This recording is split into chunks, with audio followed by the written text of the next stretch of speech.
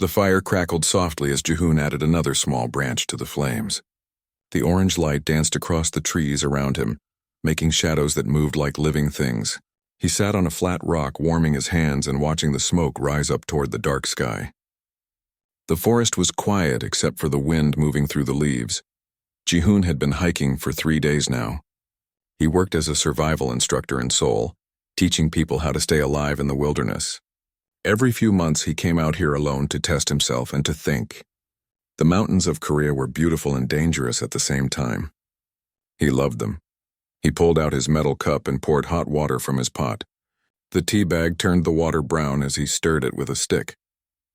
The smell was good, pine and earth and smoke mixed together. This was peace. No phones, no noise, no people asking him questions. Just him and the forest. The night grew darker. Jihoon looked up at the stars. There were so many of them out here, away from the city lights. He could see the Milky Way stretching across the sky like a river of light. He had always wondered what was out there. Were there other people on other worlds? Did they look up at their own stars and wonder the same thing? Something caught his eye, a light moving across the sky. Probably a satellite or a plane, he thought. But then another light appeared. And another. They moved in strange patterns, not like anything he had seen before. They seemed to dance around each other, coming closer together and then moving apart. Jihoon stood up and watched them. The lights were getting brighter. They were also getting lower. He could feel something change in the air. The wind stopped completely. The forest went silent. No insects, no birds, nothing. Just total silence. The hair on the back of his neck stood up. Something was wrong. In all his years in the wilderness, he had never felt anything like this. It was like the forest was holding its breath. The lights in the sky began to glow with colors he could not name. They were not blue or green or red. They were something else, something that hurt his eyes to look at. The lights started to spin faster and faster until they became one big circle of color right above him. Jihoon wanted to run, but his feet would not move. He wanted to shout, but no sound came out. He could only stand there and watch as the circle grew bigger and bigger.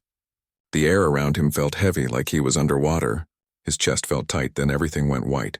Pure white light that filled everything. Jihoon closed his eyes, but the light came through his eyelids. He felt like he was falling, but also like he was standing still. His stomach twisted. His head spun. He could not tell which way was up or down. The feeling of falling got worse. Jihoon tried to grab onto something, anything, but there was nothing there. Just the white light and the feeling of moving very fast through something that was not air and not water, but something else completely. Then as suddenly as it started, everything stopped. The white light was gone. Jihoon opened his eyes. He was lying on the ground next to his fire. The lights in the sky were gone. Everything looked normal. The stars were still there. The fire was still burning. His teacup was still sitting on the rock where he left it. Had he imagined it? Maybe he fell asleep and had a strange dream. Jihoon sat up and rubbed his face. He felt tired, very tired. His whole body felt heavy, like he had been running for hours. He checked his watch. It was still working. Only a few minutes had passed since he last looked at it. He stood up slowly and looked around the campsite. Everything was exactly as he left it. His backpack was against the tree. His sleeping bag was rolled out on the ground. The pot of water was still hot on the fire. Nothing had changed, but something felt different. Jihoon could not explain it. The forest felt wrong somehow. The air smelled different. Not bad, just different, like metal mixed with something sweet. And it was still too quiet. Where were all the night sounds? He picked up a flashlight and walked around the campsite, checking everything. The trees looked normal. The ground looked normal. There were no tracks or signs that anything had been there. But the feeling would not go away. Something had happened. He was sure of it. Jihoon decided to stay alert. He added more wood to the fire to make it bigger. Light would help him see if anything came near. He sat down with his back against a tree where he could see the whole campsite. He put his knife next to him just in case. The tiredness was getting worse. His eyes felt so heavy. He tried to stay awake, but it was hard. His body wanted to sleep. Maybe just for a minute, he thought. Just close his eyes for 1 minute to rest them. He blinked. Once. Twice. His head started to drop forward. He jerked it back up. No, he needed to stay awake. Something was not right. He had to stay awake, but he could not fight it anymore. The tiredness was too strong. It pulled at him like a current in a river. Jihoon's eyes closed. His breathing slowed. His head dropped forward again, and this time he did not lift it back up. The fire burned on. The stars moved slowly across the sky. The forest stayed silent and still. And Jihoon slept, not knowing that when he woke up, nothing would ever be the same again. Hours passed. The fire grew smaller and smaller until it was just glowing coals. The first light of dawn started to touch the eastern sky, but Jihoon did not wake up. He slept on and on, deeper than any normal sleep, and somewhere far away, in a place that was not quite here and not quite there, something was watching. Something that had been waiting. Something that was hungry. Jihoon's eyes opened slowly. His head hurt. His mouth felt dry. He tried to remember where he was. The campsite. The forest. The strange lights in the sky. But something was very wrong. He was not in the forest anymore. He was lying on something soft. Too soft. Not like the ground or his sleeping bag. He sat up quickly and immediately felt dizzy. He put his hand to his head and waited for the spinning to stop. When his vision cleared, he looked around. He was inside some kind of tent, but it was like no tent he had ever seen. The walls were made of material that seemed to move. They rippled like water even though nothing was touching them. The color shifted between deep red and purple and sometimes black. Patterns of light moved across the surface, glowing lines that formed shapes and then disappeared. The tent was big, much bigger than any camping tent. It was more like a large room. There were strange objects everywhere. Things that looked like furniture but wrong somehow. The shapes were not quite right for human bodies. Everything had curves that seemed to flow into each other. Jihoon stood up. His legs were shaky, but they held him. He was still wearing his hiking clothes. His boots were still on his feet. He checked his pockets. His knife was gone. His phone was gone. Everything useful was gone. The air smelled strange, sweet and metallic at the same time. It made his nose itch. The temperature was comfortable, not too hot or too cold, but the air felt thick somehow, like breathing in a greenhouse. He walked toward what he thought was the entrance of the tent. But when he reached out to touch the wall, his hand went right through it. He pulled his hand back quickly. The material felt cold and wet, but when he looked at his hand, it was dry. Before he could try again, a sound made him turn around. Something was moving in the shadows at the far end of the tent. Jihoon's heart started beating faster. He looked around for anything he could use as a weapon. There was nothing. A figure stepped out of the shadows. Jihoon's breath caught in his throat. It was a woman. At least it looked like a woman, but not quite human. She was tall, taller than any woman Jihoon had ever met. Her skin was pale, almost white, like she had never seen the sun. Her face was beautiful but strange. The features were too perfect, too smooth. Her eyes were the worst part. They were large and dark, and when the light hit them, they reflected like a cat's eyes. They seemed to glow with their own light. Her hair was long and black, and it moved even though there was no wind. It floated around her head like she was underwater. She wore clothes that looked like they were made of the same material as the tent walls. They flowed and shifted colors as she moved. She looked at Jihoon and smiled. Her teeth were white and perfect, too perfect, and her canine teeth were longer than they should be. Much longer. "Hello, Jihoon," she said. Her voice was soft but strange. It sounded like it came from everywhere at once, not just from her mouth. She spoke Korean, but with an accent he could not place. "Please do not be afraid. I will not hurt you." Jihoon took a step back. His survival training kicked in. Never trust someone who says they won't hurt you, especially when they look like that. "Who are you?" he asked. His voice sounded rough. "Where am I?" The woman tilted her head. The movement was too smooth, too fluid. Not quite human. "My name is Nara," she said. "You are safe. You are on my ship." "Ship?" Jihoon looked around.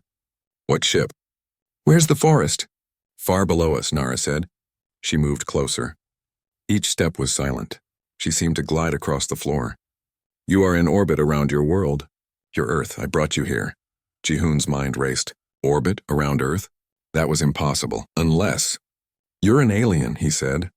It sounded crazy when he said it out loud. But what else could she be? Nara smiled again. "Yes, I am Velthrin. My people have been watching your world for a very long time." "Why did you bring me here?" Jihoon asked. He tried to keep his voice steady. Show no fear. That was important with predators. And every instinct he had was screaming that this woman was a predator. To study you, Nara said simply. She sat down on one of the strange pieces of furniture. It adjusted itself to fit her body. Your species is interesting, very interesting. Especially your blood. My blood? Jihoon felt cold suddenly. What do you mean? Nara leaned forward. Her eyes caught the light and glowed. My people feed on the life essence of other beings. What you might call blood, we needed to survive. We have fed on many species across many worlds. But human blood? She paused. Human blood is special. It contains something unique. Something we have never found before. Jihoon understood now. The long teeth. The pale skin. The way she moved. You're a vampire, he said. Nara laughed. The sound was like wind chimes. I have heard that word. From your movies and books. Yes, I suppose that is what you would call us. But we are not from your myths. We are very real. What do you want from me? Jihoon asked. He looked for exits, for weapons, for anything he could use. But there was nothing. He was trapped. I want to understand you, Nara said. Your blood makes us stronger, faster. It gives us abilities we do not normally have. But we do not know why. I need to study you to find out. And if I refuse? Nara stood up. She was suddenly much closer, though Jihoon had not seen her move. You're very brave, she said. But you are also very far from home. You cannot refuse. But I promise I will not kill you. I need you alive, healthy. Your blood is too valuable to waste. Jihoon's mind worked fast. He was trapped. He could not fight his way out. He could not run. So he needed to survive. He needed to learn about this place and this creature. He needed to find a weakness. That was survival. Adapt or die. How long have you been watching Earth? He asked. Nara seemed surprised by the question. She tilted her head again. Centuries. We found your world long ago, but your people were not advanced enough then. Not interesting enough now, she smiled. Now you're reaching for the stars. Now you are worth studying. Are there others like you? Jihoon asked. Other ships? Other Velthrin watching us? No, Nara said. I am alone. My people have forbidden contact with your world. They declared Earth off limits. But She looked away for the first time. I could not stay away. I had to know. I had to understand what makes human blood so special. Jihoon saw something in her expression. Sadness, loneliness? Whatever it was human enough that he recognized it. Maybe that was something he could use. I will cooperate, he said slowly. But I want answers. I want to know about you. About your people. About what is really out there. He gestured toward the tent walls. If I am going to be your prisoner, at least tell me the truth. Nara looked at him for a long moment. Those strange eyes studied his face. Then she nodded. Yes, she said. That seems fair. You will give me your blood. I will give you knowledge. We have a bargain. She held out her hand. The fingers were long and thin. The nails were sharp. Jihoon looked at that hand and knew he was making a deal with something that could kill him without trying. But what choice did he have? He reached out and took her hand. Her skin was cold, very cold. Like touching ice. Good, Nara said. Then let us begin. Nara moved to a wall and touched it with her long fingers. The material rippled and then opened up to show screens and strange devices. Everything glowed with soft blue light.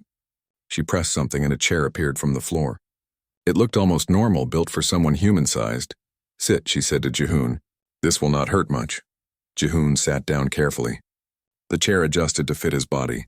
It was surprisingly comfortable. Nara came close with a small device in her hand. It looked like a pen made of crystal.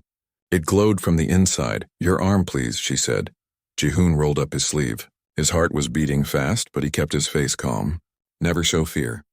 Nara pressed the device against his inner elbow.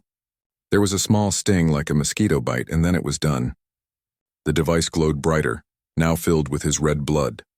Nara held it up to the light and stared at it. Her eyes went wide. Her lips parted slightly. She looked like someone seeing something beautiful for the first time, or someone who was very, very hungry.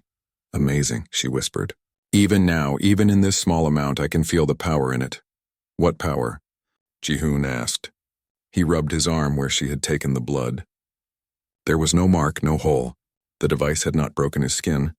What makes human blood different? Nara turned to look at him. She seemed to remember he was there. Your species produces something we call catalyst enzymes. They are in your blood naturally. When we consume them, they change us, make us stronger, faster, our senses become sharper. We can think more clearly. We can heal faster. She walked to another device and inserted the crystal pen into it. Lights and symbols appeared in the air above it. Strange writing that Jihoon could not read. But it does more than that, Nara continued. It makes us feel alive in a way we have not felt for thousands of years. It is like your coffee or your alcohol, but much more powerful, and without the negative effects. So we're drugs to you, Jihoon said. The anger in his voice surprised him. That's what you're saying? Humans are just drugs that walk around. Nara looked at him. For a moment, something like shame crossed her face. I understand why you're angry. But you must understand. My people are dying. We have been dying for a very long time. She sat down on another chair that appeared from the floor. For the first time, she looked tired. Old, despite her young face. The Velthrin were once a great civilization. We traveled between the stars when your ancestors were still living in caves. We had millions of worlds under our control. We were powerful beyond measure. What happened? Jihoon asked. We became dependent on feeding, Nara said. At first, it was just to survive. We needed the blood of other beings to live. Our own bodies could not produce what we needed. So we found other species and we fed on them. But over time, we fed too much. We hunted too many species to extinction. We destroyed entire worlds. She stood up and walked to the wall. She touched it and the material became transparent. Jihoon could see outside. His breath stopped in his throat. They were in space. Real space. He could see Earth below them. A beautiful blue and white marble hanging in the blackness. And beyond it, the stars. So many stars. We ran out of food sources, Nara continued. The species we could safely feed on became fewer and fewer. Some blood is poison to us. Some does nothing. We need very specific genetic markers. And those are rare, but how rare? Jihoon asked. In this entire galaxy, we have found only 12 species with compatible blood, Nara said. 12 out of billions. And of those 12, we have killed 11. Hunted them until there was nothing left. Harvested them like crops until the crops died. Jihoon felt sick. And humans are number 12? Nara nodded slowly. Yes, but humans are different. Your blood does not just feed us. It enhances us. Makes us better. 1 drop of human blood is worth 100 drops of any other species we have found. You are the most valuable resource in the known universe. That's why your people declared Earth off limits, Jihoon said. He was starting to understand. They don't want to kill us all. They want to keep us as a food supply, like cattle. Some think that way, yes, Nara admitted. They want to farm your world. Keep humans in controlled numbers. Take blood but not kill everyone. Make it sustainable this time. And the others? Jihoon asked. He already knew the answer would be bad. Nara turned to face him. Her expression was serious. The others want to destroy Earth completely. They fear your species. They say humans are too dangerous, too violent, too unpredictable. They say that if we allow humans to discover faster than light travel, you will spread across the galaxy and become a threat to everyone. They want to eliminate the risk before it becomes real. So either we become slaves or we die, Jihoon said. Those are our options? Those are the 2 main factions, yes, Nara said. But there is a third option. A small group, including me, believes we should leave Earth alone completely. Let humans develop naturally. Find another way for our people to survive. But we are a small voice, and we are running out of time. She walked back to him and sat down. That is why I am here.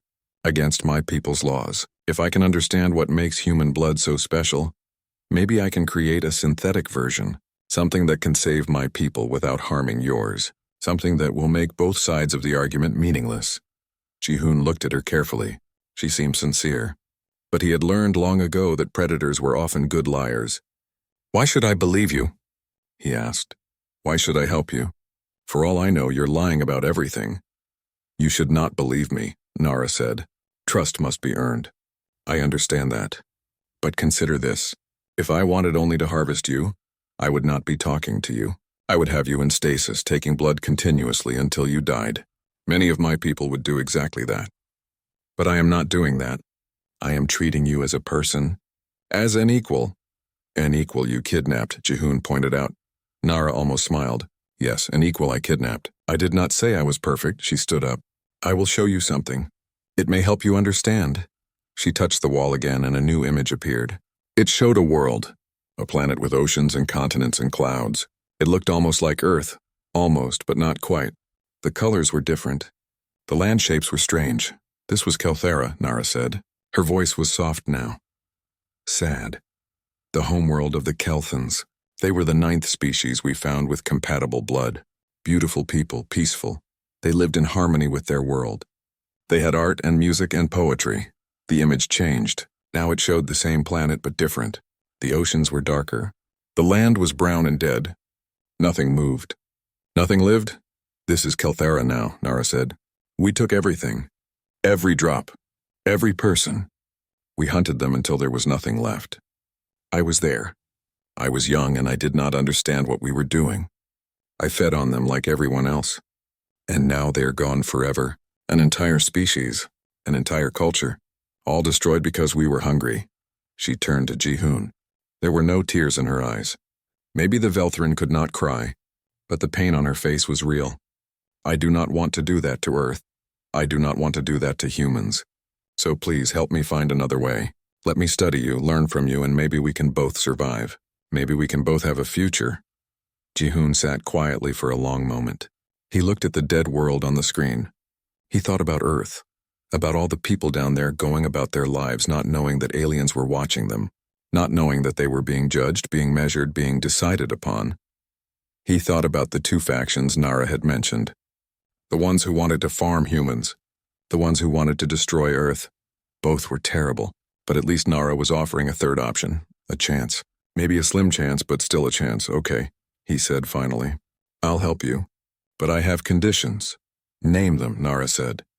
First, you tell me everything. No secrets. I want to know about the Velthrin, about the other species out there, about the threats to Earth, everything. Agreed, Nara said. Second, you teach me about your technology, about your ship, about how everything works. Nara hesitated. That is unusual, but yes, I agree. Third, Jihoon said, if you find a way to make your synthetic blood, you let me go home. You take me back to Earth and you never come back. Nara looked at him for a long time. If I do that, she said slowly, my people will eventually find Earth anyway, and when they do, there will be no one to speak for humans, no one to argue for leaving your world alone. Then we'll have to make sure they never find us, Jihoon said, or make sure we're ready when they do. But either way, I want to go home. That's not negotiable, Nara nodded slowly. Very well. I agree to your terms. She held out her hand again. We have a new bargain. Jihoon shook her cold hand. He had made a deal with a vampire from the stars. He hoped it would not be the last mistake he ever made. Days passed. Jihoon was not sure how many. Time felt strange on the ship. There was no sun to rise and set. The lights in the tent stayed the same all the time unless Nara changed them. He tried to keep count by sleeping when he felt tired, but his body's rhythm was confused. Every day, Nara took a small sample of his blood. She was always gentle, always careful. The device she used never hurt. Jihoon made sure to drink plenty of water and eat the food she brought him. It looked strange but tasted okay. She said it was synthesized to match human nutritional needs. He did not ask where she got that information. In return, Nara kept her promise. She told him about the Velthrin, about their long history among the stars, about the great empire they once had and how it had fallen. She showed him star maps with thousands of worlds marked on them. Some were Velthrin colonies. Some were dead worlds they had harvested. Some were quarantine zones where dangerous things lived. She showed him the 12 species they had found with compatible blood, or rather the 11 that were gone and humans who remained. She showed him pictures and videos of those species. They were all different. Some looked like insects. Some looked almost human. Some were so strange, Jihoon could not figure out what he was looking at. But they all had one thing in common. They were all dead now. Why did you kill them all? Jihoon asked one day. They were sitting together looking at images of the Kelthans, the peaceful people from the dead world Nara had shown him before. Fear, Nara said quietly, and hunger. Mostly hunger. When my people find a compatible species, it is like finding water in a desert. We cannot help ourselves. We drink and drink until the well runs dry, and by the time we realize what we have done, it is too late. That's not hunger, Jihoon said. That's addiction. You're not predators. You're addicts. You can't control yourselves. Nara looked at him sharply. Then slowly she nodded. You are right. That is a better word. We are addicted. The feeding makes us feel so good, so powerful that we cannot stop, even when we know we should, even when we know we are killing an entire species. Is that what's happening to you now? Jihoon asked. Are you getting addicted to my blood? I am trying not to, Nara said. I take only small amounts, just enough to study. Not enough to enhance myself, but I can feel the pull. Every time I hold your blood, I want to consume it. I want to feel what it could do to me. It takes all my will to resist. Jihoon stood up and walked around the tent. He did that a lot now. Movement helped him think. You need to understand addiction, he said. Humans know about addiction. We have drugs on Earth, alcohol, gambling, things that make people feel good but destroy them in the end. We have learned ways to fight it. How? Nara asked. She leaned forward, interested. By understanding that the good feeling is temporary but the damage is permanent. Jihoon said. By having support from other people. By finding other things that make you feel good in healthy ways. By admitting you have a problem and choosing to fight it every day. Over the following days, Jihoon started teaching Nara about humans. Not just their biology, which she was studying from his blood, but about human psychology, human culture, human survival. He taught her about Korean history, about how his people had survived invasions and occupations, about how they had rebuilt after wars, about the strength that came from community and family. He told her stories about his grandmother who had lived through war and poverty but never gave up hope. He showed her exercises, push-ups and squats and stretches. Nara watched with fascination as he explained how humans trained their bodies, how they pushed themselves past pain to become stronger. She tried some of the exercises herself. Her body moved in strange ways, more flexible than any human, but she seemed to enjoy the challenge. He taught her about Earth's ecosystem, about how everything was connected, about how forests needed fires sometimes to stay healthy, about how wolves changed rivers and how bees fed the world. He explained how humans had learned to work with nature instead of just taking from it. Sometimes. Not always, he admitted. But they were learning. Your species is so young, Nara said one day. You have only been civilized for a few thousand years. You have only had advanced technology for 100 years, and yet you understand so much about balance and survival. How Jihoon thought about that. Because Earth is hard, he said finally. Earth is a difficult world. We have predators that hunt us, diseases that kill us, weather that destroys our homes, earthquakes and volcanoes and floods. We have to struggle every day to survive. That struggle made us strong. It made us smart. It made us adaptable. The Velthran never had that, Nara said slowly. Our homeworld was easy, gentle. We evolved there in peace. No predators. No disasters. Everything we needed was abundant. We never learned to struggle. We never learned to adapt. That's why you became addicts, Jihoon said. You never learned restraint because you never needed it. Nara was quiet for a long time. Then she said, I am beginning to understand why some of my people fear humans. You are survivors of a harsh world. You know how to fight, how to endure, how to overcome. If you ever gain access to the stars. She trailed off. We'll spread like wildfire, Jihoon finished. We'll take over. Because that's what survivors do. We survive, yes, Nara said. And my people, soft and weak and addicted, will not be able to stop you. Is that a bad thing? Jihoon asked. He sat down across from her. Your people are dying anyway. You said so yourself. You're running out of food sources. Your population is declining. Maybe humans are not your enemy. Maybe we're your replacement. The next step in the galaxy's evolution. Nara looked shocked. I never thought of it that way. Life finds a way, Jihoon said. That's what we say on Earth. Life always finds a way. Maybe the Velthran had their time and now it's ending. That's not good or bad. It's just nature. But you don't have to go extinct. You can change. You can adapt. That's what I'm trying to show you. How to survive without killing others. Something changed in Nara's expression. A light came into her strange eyes. Tell me more about human adaptation, she said. Tell me how your people survived the ice ages. Tell me how you went from living in caves to building cities in just a few thousand years. Tell me everything. So Jihoon told her.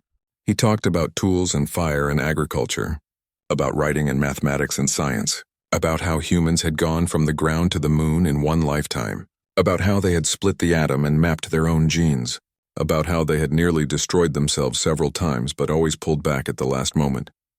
He talked about philosophy and religion and art, about how humans needed meaning as much as they needed food, about how they told stories and sang songs and painted pictures, about how they loved and dreamed and hoped.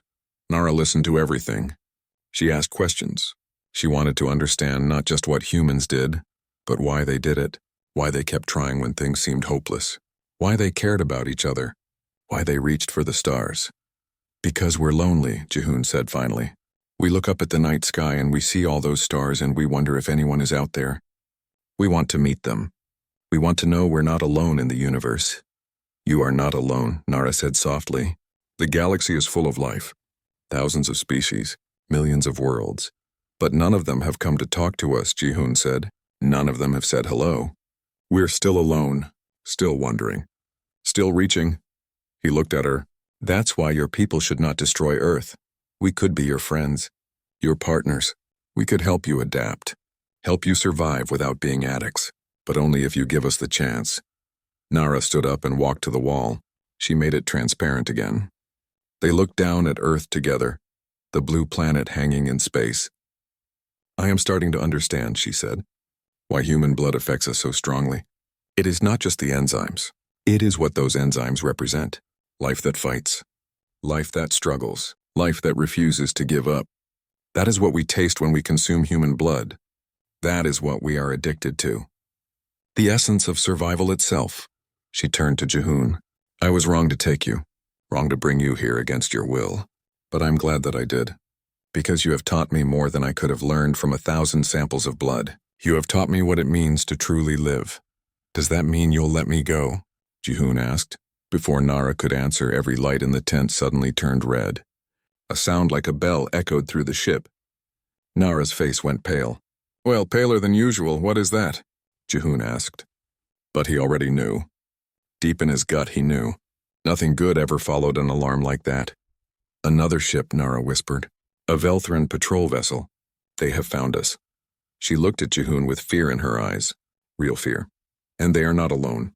They have humans with them. Humans who serve the Velthran. Humans who have given up hope. The alarm kept ringing. Red light washed over everything. And Jihoon knew that the easy part was over. Now came the real test of survival. Nara moved fast. Faster than Jihoon had ever seen her move. Her hands flew over the wall controls, making symbols appear and disappear. The tent around them seemed to shrink, the walls pulling in closer. Through the transparent section, Jihoon could see another ship approaching. It was much bigger than Nara's vessel, dark and angular like a blade cutting through space. How did they find you? Jihoon asked. He stood next to her, trying to understand the symbols on the screen. Some of them he recognized now. After days of watching Nara work, he had learned a little. I was careless, Nara said. Her voice was tight with fear. I should have been more careful with my scans of Earth. They must have detected the energy signature. Or perhaps someone reported seeing lights in your sky. The Velthran monitor Earth closely. They have sensors watching for any unauthorized contact. What will they do? They will board my ship. They will take you. They will take my research, and they will bring me before the council to be judged for breaking our most important law. Nara's hands shook as she worked. The law that forbids contact with Earth. The ship shuddered. Something had connected to the hull. Jihoon heard sounds now. Footsteps maybe, or whatever passed for footsteps with aliens. They were coming. Is there anywhere to hide? Jihoon asked. He looked around the tent, but there was nowhere. Everything was open. No, Nara said. She stopped working and turned to face him. I am sorry, Jihoon. I thought I had more time. I thought I could finish my research and return you home before anyone noticed. I was foolish. We're not dead yet, Jihoon said. His survival training was kicking in again. Never give up. Never stop fighting. There has to be something we can do. Before Nara could answer, part of the tent wall dissolved. 3 figures stepped through. 2 were Velthran. They wore dark armor that seemed to absorb light. Their eyes glowed red behind helmets. They moved with military precision, weapons held ready. The weapons looked like staffs made of the same crystal material as Nara's blood sampling device. But it was the 3rd figure that made Jihoon's heart sink. She was human, a young woman, maybe in her 20s. Korean like him. She had long, dark hair tied back in a practical style. She wore clothes similar to the Velthran armor but modified for a human body. She looked at Jihoon with eyes that held no hope, no life, just empty acceptance. "Nara of House Velthran," one of the armored Velthran said. His voice came through a translator, sounding flat and mechanical. "You are charged with illegal contact with a protected species. You are charged with unauthorized abduction of a human specimen. You are charged with conducting forbidden research. You will submit to arrest and return with us to face the council." Nara stepped in front of Jihoon. It was a protective gesture, almost human. "I will not resist," she said. "But the human is innocent. He did nothing wrong. Let me return him to Earth before we go." "Negative," the Velthran said. "The human is evidence. He will be brought before the council as well. His fate will be decided there." "No," Nara said. "I will not allow that. I made a promise to him. I will keep it." The second Velthran raised his weapon. Energy crackled along its length. "You are not in a position to make demands. Submit now or we will use force." The human woman stepped forward. She looked at Jihoon with those dead eyes. "Don't fight," she said in Korean. "It only makes things worse." "I learned that the hard way." Jihoon looked at her. Really looked at her. She was thin, too thin. There were scars on her arms. Old needle marks. They had been taking her blood. A lot of it. For a long time. "What's your name?" he asked her. She seemed surprised by the question. Like no one had asked her name in a very long time. "Minji," she said quietly. "My name is Minji. How long have you been with them, Minji?" 3 years, she said. "They took me from Seoul. I was walking home from work one night and then I was on their ship. They've been studying me ever since." "Have they hurt you?" Jihoon asked. Minji laughed. It was a bitter sound. "Hurt me? They drain my blood every day. They run tests on me. They treat me like a lab animal. Is that hurt enough for you?" "Why do you help them then?" Jihoon asked. "Why do you wear their armor? Why do you speak for them?" "Because it's better than the alternative," Minji said. "If you cooperate, they treat you better, feed you better, take less blood. If you fight, they put you in stasis and drain you constantly until you die. I've seen it happen to others. I don't want to die like that." "That's not living," Jihoon said. "That's just slow dying." Something flickered in Minji's eyes. A spark of something, anger maybe, or pain. But it was gone quickly, buried again under the emptiness. The first Velthran stepped closer.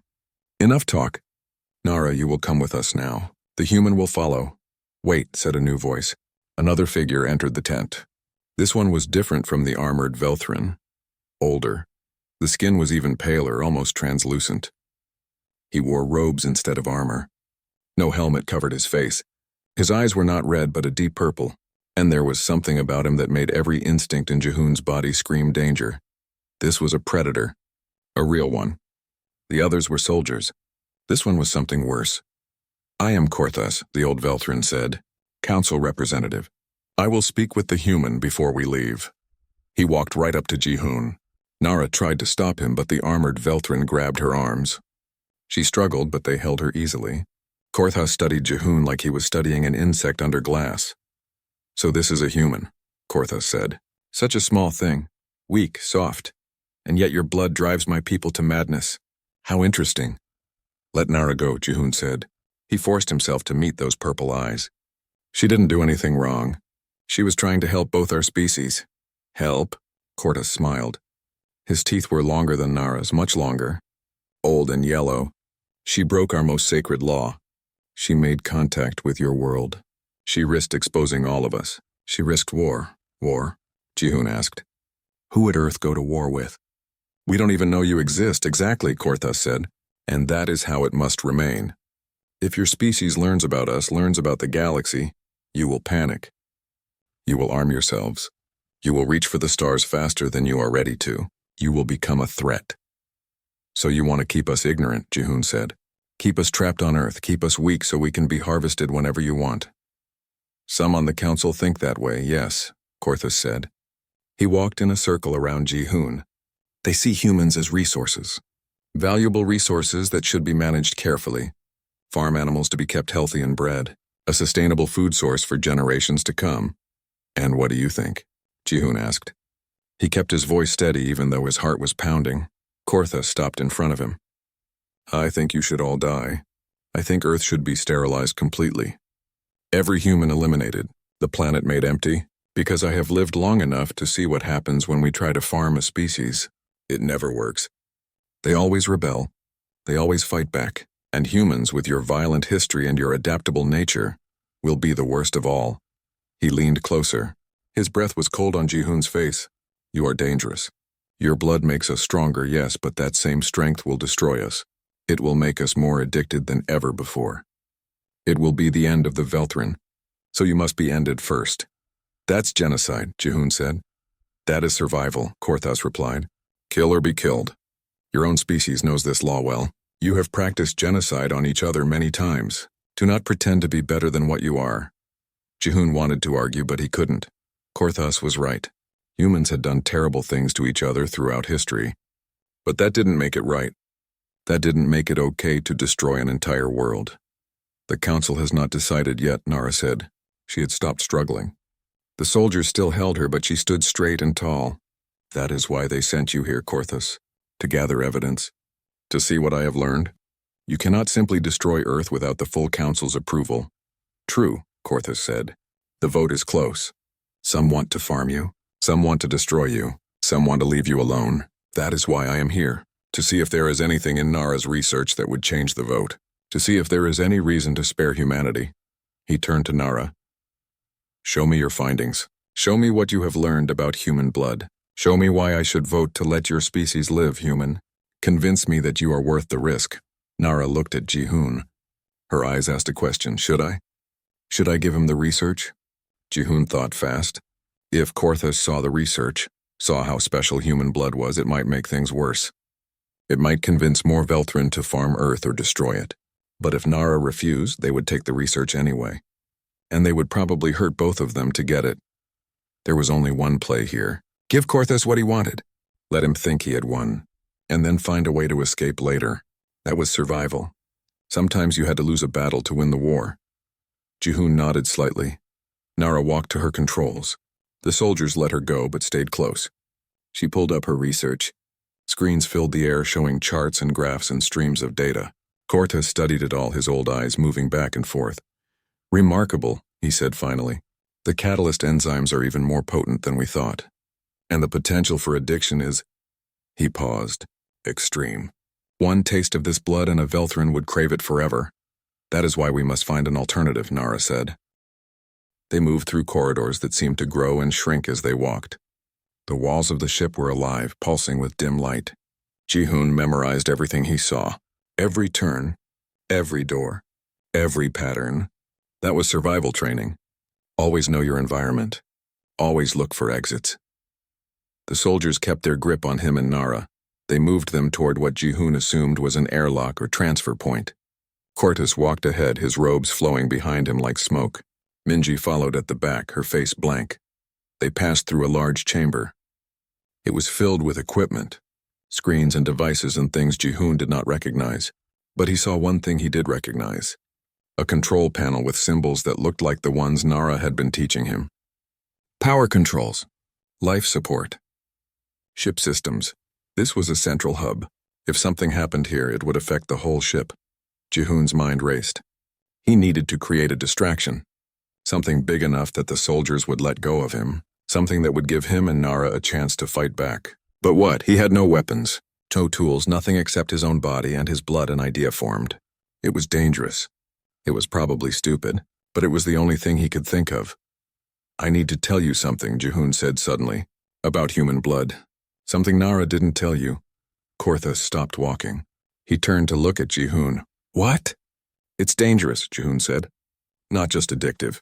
Actually dangerous. When humans are stressed, when we're scared or angry, our blood changes. Chemicals flood through it, adrenaline, cortisol, other things. If a Velthrin drinks blood with those chemicals in it, what happens? Korthas tilted his head. The enhancement is stronger. The blood becomes more potent, more desirable, and more toxic, Ji-hoon lied. He had no idea if it was true. But Korthas didn't know that either. Nara found something in her research. Human stress hormones interact badly with Velthrin biology. They cause a reaction, like a drug overdose. It can drive you insane, make you lose control. He's lying, one of the soldiers said. The human is trying to trick us. Maybe, Korthus said. Or maybe not. Nara, is this true?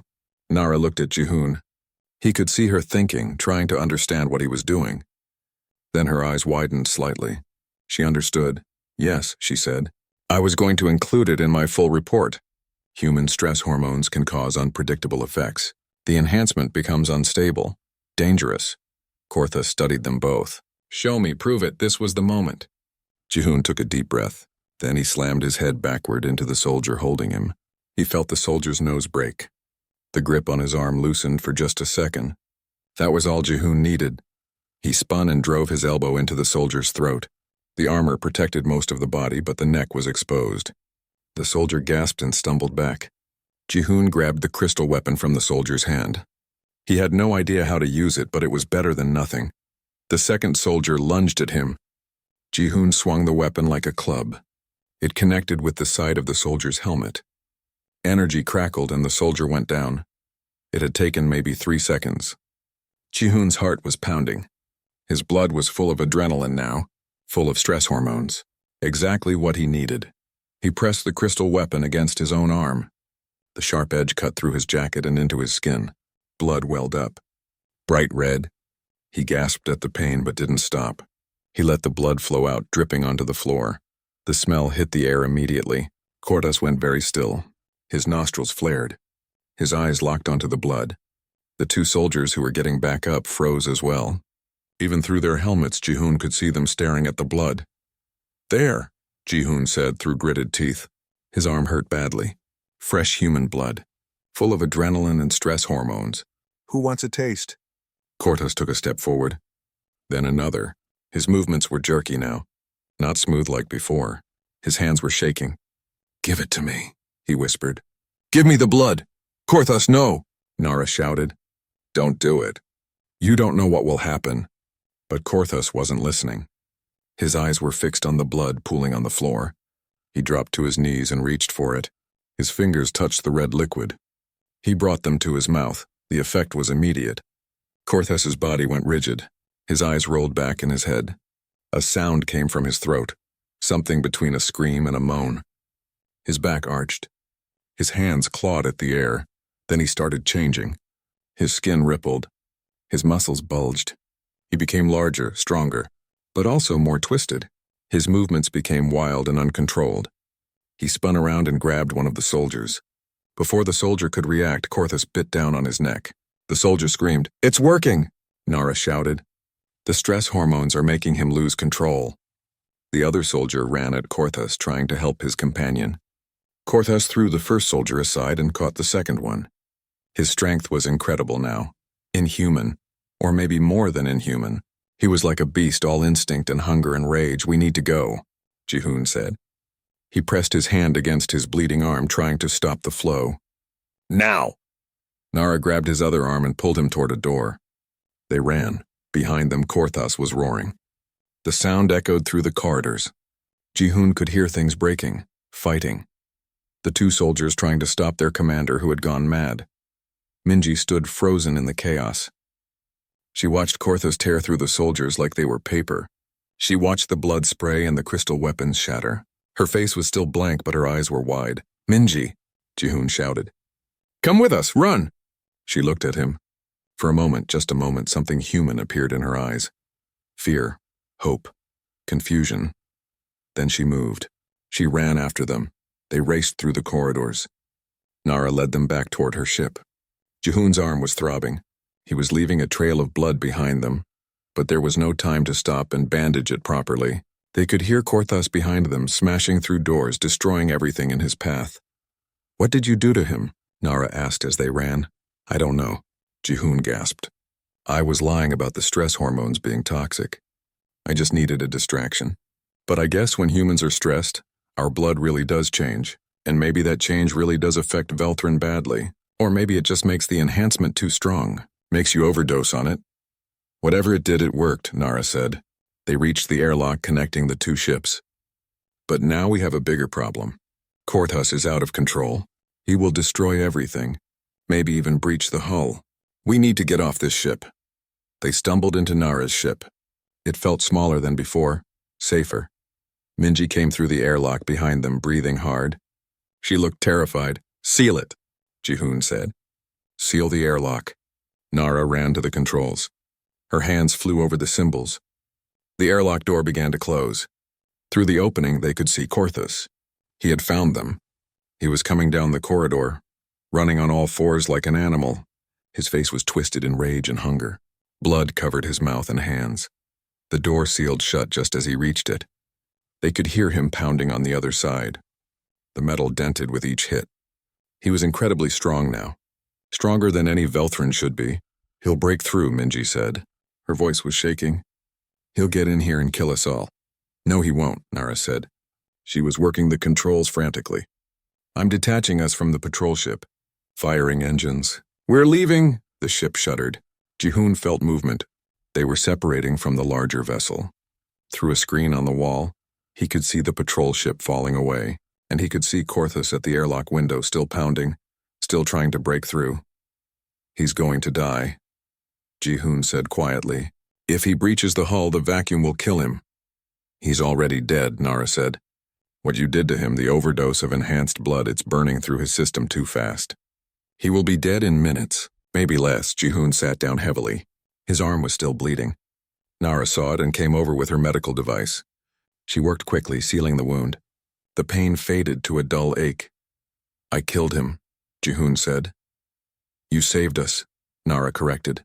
If you had not done what you did, we would all be prisoners now. Korthus would have brought us before the council.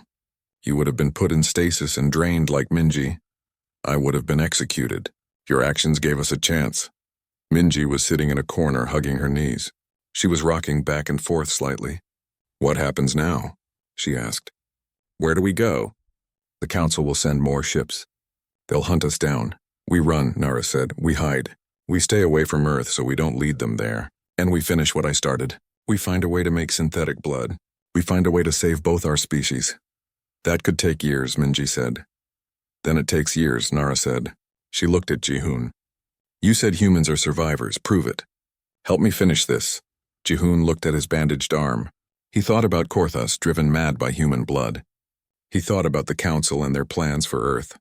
Farming humans or destroying them. Both options were terrible. But there was a third option. The option Nara had been working toward. Peace. Coexistence. A way for both species to survive without destroying each other. Okay, he said. I'll help. But Minji comes with us. And when this is done, we both go home. That's the deal, Nara nodded. Agreed. Minji looked up at them. Tears were running down her face. Real tears. Real emotion. Not the empty look she'd had before. Home, she whispered. I can go. Weeks passed. Or maybe months. Time was hard to track in the vast emptiness of space. Nara's ship drifted far from Earth, far from the patrol routes the Velthran used. They stayed in the dark places between stars where no one would think to look for them. Jihoon spent his days helping Nara with her research. She taught him how to read the Velthran symbols, how to use the equipment, how to understand the complex data about blood chemistry and cellular biology. It was hard, much harder than any survival training he had done on Earth. But he learned. Humans were good at learning. Minji slowly came back to life. At first, she barely spoke. She would sit and stare at nothing for hours. The trauma of 3 years of captivity had damaged her deeply. But Jihoon talked to her, every day, in Korean. About home, about normal things, about food and weather and friends and family. He taught her the exercises he had taught Nara. Push-ups and squats and stretches. Movement helped. It reminded the body that it was still alive. Still capable. Minji started doing them every morning. She got stronger. Not just physically, mentally too. Nara took blood samples from both humans, but much less often now, just enough to continue the research. She was close to a breakthrough. Jihoon could see it in the way she worked. Faster now, more focused. The data was coming together. One day Nara called them both to the main chamber. She looked tired but excited. I think I have it, she said. I think I can create the synthetic compound. She showed them the screens. The data meant nothing to Jihoon, but he could see patterns in it. Matching patterns. The key was not trying to recreate the blood itself, Nara explained. It was understanding what makes human blood special. The catalyst enzymes come from your stress response system, from the way your bodies handle danger and challenge. You produce these enzymes naturally because Earth is a difficult world. You need them to survive. So you can make artificial stress hormones? Jihoon asked. Not exactly, Nara said. I can create a compound that triggers the same response in Velthran biology. It will make us feel strong and alive. It will satisfy the craving. But it will not require human blood. It will not require killing anyone. Will it work? Minji asked quietly. I believe so, Nara said. But I need to test it, on myself first. If it works, I can present it to the council. Show them there is another way. Prove that we can save our species without destroying yours. And if it doesn't work? Jihoon asked. Nara was quiet for a moment. Then I will have failed. The council will continue to debate Earth's fate. Some will want to farm you. Some will want to destroy you. Without an alternative, one of those sides will win eventually. Do the test, Jihoon said. We've come this far. We have to try, Nara nodded. She prepared the synthetic compound. It glowed in a vial. The same color as human blood, but slightly different. More orange than red. She held it up to the light and studied it. Here is to hope, she said. Then she drank it. For a moment, nothing happened. Nara stood still, waiting. Then her eyes widened. Her body straightened. A smile crossed her face. A real smile full of joy and relief. It works, she whispered. I can feel it. The strength. The clarity. The feeling of being alive. It's exactly like human blood, but without the madness. Without the overdose effect, she laughed. Actually laughed. It works. Jihoon and Minji looked at each other. They both smiled. After everything, after all the fear and pain and struggle, they had done it. They had found a way. What now? Minji asked. Now I contact the council, Nara said. I present my findings. I show them we have an alternative. I convince them to leave Earth alone. Will they listen? Jihoon asked. Some will. Others will not. But this gives us a chance. A real chance. Nara looked at both humans. Thank you, both of you. You saved my people. Whether they know it yet or not, we saved both our peoples, Jihoon said. That's what matters. Nara prepared a message for the council. She included all her research, all her findings, the formula for the synthetic compound, everything. She encrypted it and sent it through channels that would reach the council but could not be traced back to their location. Then they waited. Days passed. No response came. No ships appeared, nothing. The silence was worse than any alarm. Finally, Nara made a decision. I cannot wait any longer. I do not know if they received my message or if they are ignoring it. But I made a promise to you both. It is time to keep it. You're taking us home? Minji asked. Her voice was hopeful and scared at the same time. Yes, Nara said. I am taking you home. To Earth, to Korea, to your mountains and your people. She programmed the ship to head back toward Earth. It would take several days, even at faster-than-light speeds. Jihoon used that time to prepare. He thought about what he would say when he got back. How he would explain where he had been, what he had seen. Who would believe him? Maybe no one would believe him. Maybe that was okay. The important thing was that Earth was safe for now. The council had an alternative to harvesting humans. Maybe they would use it. Maybe they wouldn't. But at least there was a choice now. What will you do? Jihoon asked Nara one day. They were looking at Earth on the screen, still far away but getting closer. After you drop us off? I will disappear, Nara said. Go somewhere far away where the council cannot find me. I broke their laws. Even with my discovery, they will not forgive that easily. But it does not matter. What matters is that my people have a way to survive now. A way that does not involve killing yours. Will you be okay? Minji asked. Out there alone? Nara smiled sadly. I have been alone for a long time. This is nothing new. Besides, I will have my research, my work. That is enough. You could stay, Jihoon said suddenly. Near Earth, hidden.